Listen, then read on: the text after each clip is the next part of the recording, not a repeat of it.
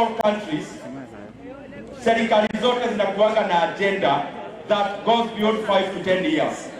And because Kenya is a democracy, na rais anachaguliwa miaka 5, the only thing that can sustain the continuity of a government is a strong party.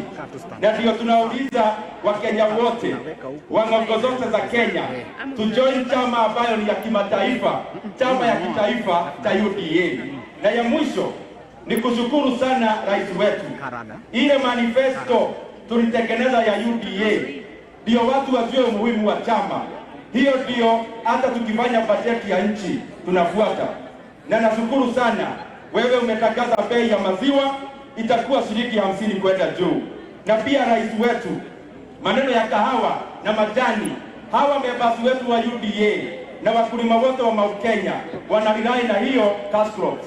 Asante sana kwa kazi unafanya, hata ya kushikilia mahasra through the Hasra Fund kwa maneno ya masomo, kwa sababu kesho ya chama na kesho ya nchi ni hawa wadosi wetu, na ni vizuri tuwaangalie kwa kufanya kazi.